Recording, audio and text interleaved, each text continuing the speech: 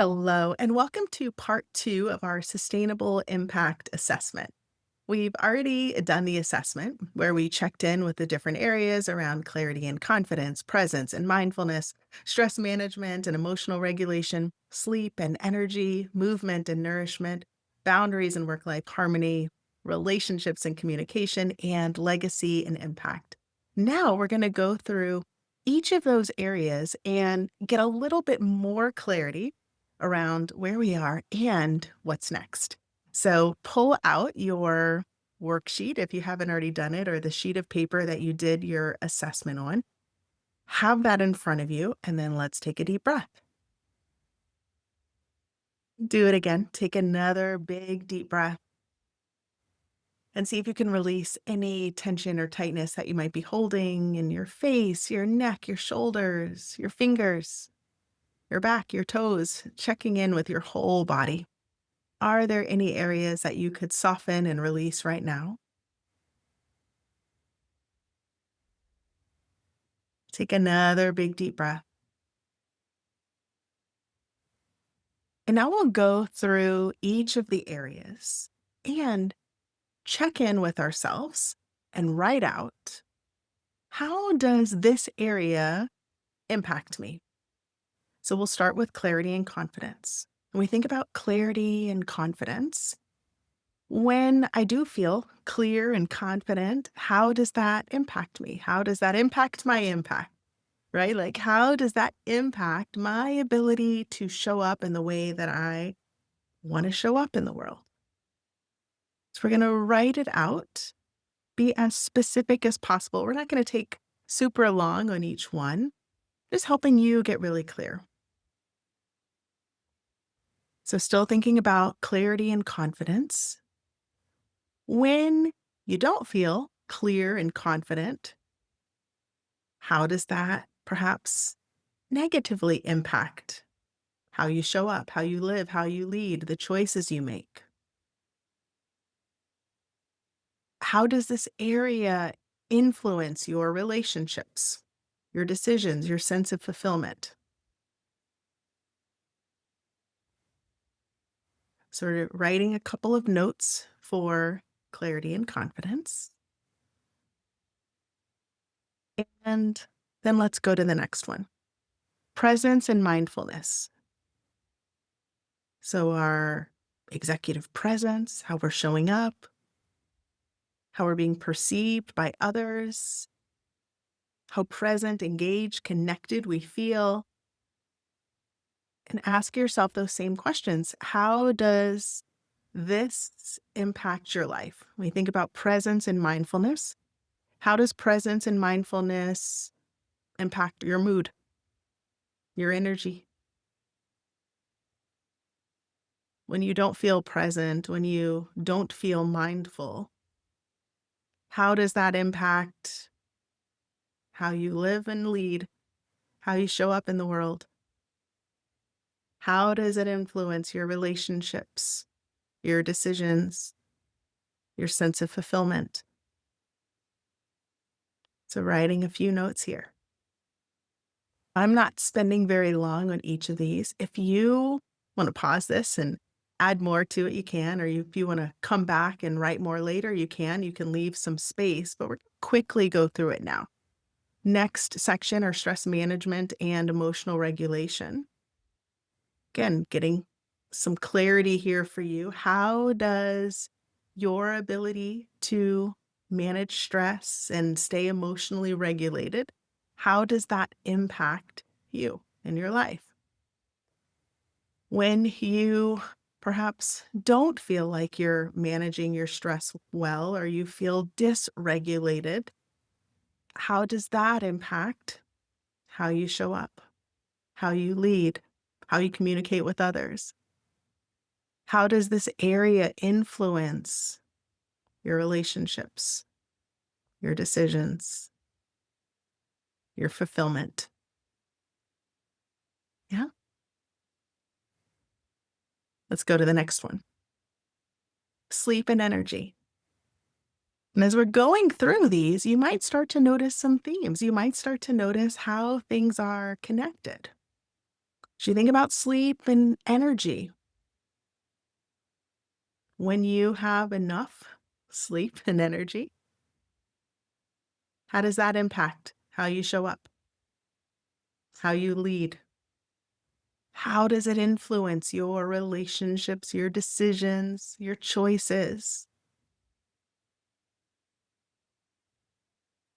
Writing down a couple of notes.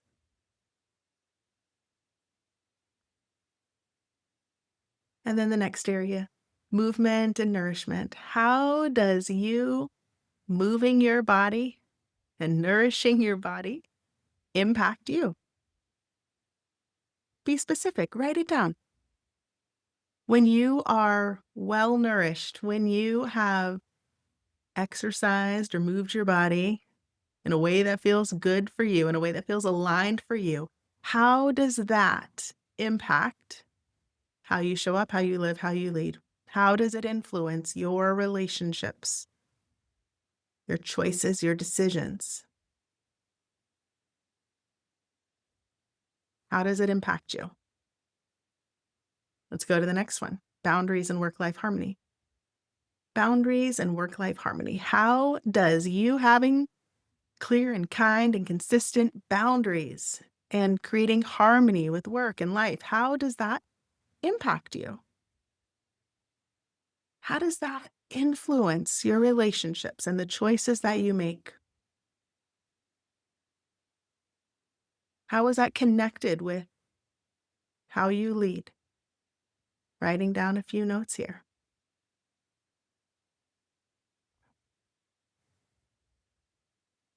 And then relationships and communication.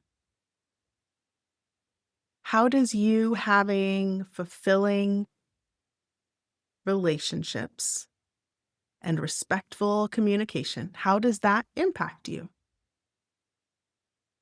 How do your relationships and communication influence how you show up, how you lead, your choices? How is it connected? Writing down a few notes here.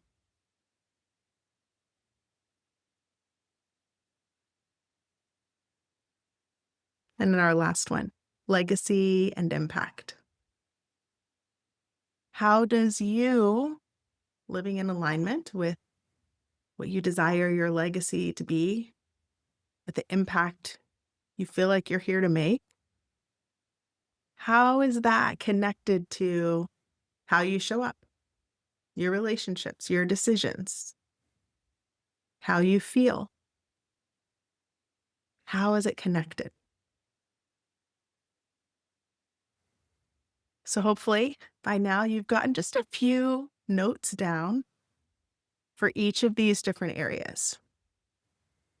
And now I invite you to think about what area would make the biggest impact for you if you were to prioritize one area or be more intentional in one area. Which one area would make the biggest impact for you?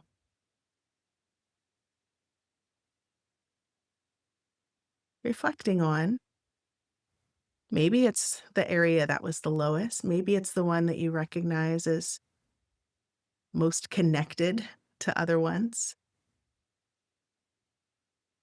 But one area.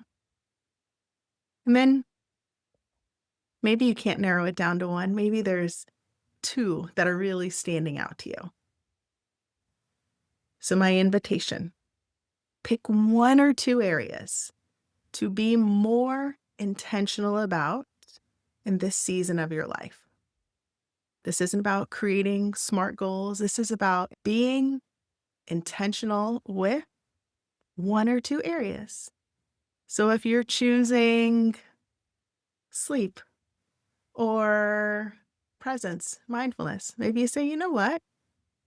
I'm going to be more intentional with getting more sleep. I'm going to be more intentional with being more present and engaged with my family or at work. So thinking about one or two areas, write them down, and then write down why you chose these areas. What is important about you prioritizing these areas? I know sometimes when we're doing assessments like this, we're like, oh, I want to change all of these things. But the thing is, when we try to change too much, too fast, too soon, all at once, it can be overwhelming. And we're not able to prioritize all the things. And then we fail. We aren't able to do it because we're trying to do too much. So, right now, just one or two focus areas, writing down why these areas are important for you. And then start brainstorming what could you do here in these one or two areas to be more intentional? How could you prioritize these one or two areas? And as you're thinking about these areas, do you need any support from anyone else? Do you need to communicate with anyone else? You say, hey, to your significant other, I want to start going to bed a little bit earlier. Or I want us to have phone free dinner time together so we can be more present and connected. Do you need to communicate that with anyone else? And is there any support that you need with whatever it is that you're coming up with here that you would like to focus on? So I will invite you to take as much time as you need here writing this out. Again, you're just writing out the one or two areas that you want to focus on, writing out why it's important for you, and then any other clarity that you have that's coming through for you in these areas, any support that you need, any action steps you're ready to take here. So I hope this was helpful for you, going a little bit deeper into that sustainable wheel assessment that we did, and for you to now be a little bit more intentional as you are going throughout your days, being more intentional with what's important for you so that you can continue making aligned choices. Thanks for being here. Have an amazing rest of your day. Please continue going out there in the world, making a positive impact, taking care of others, and taking care of yourself along the way. Bye.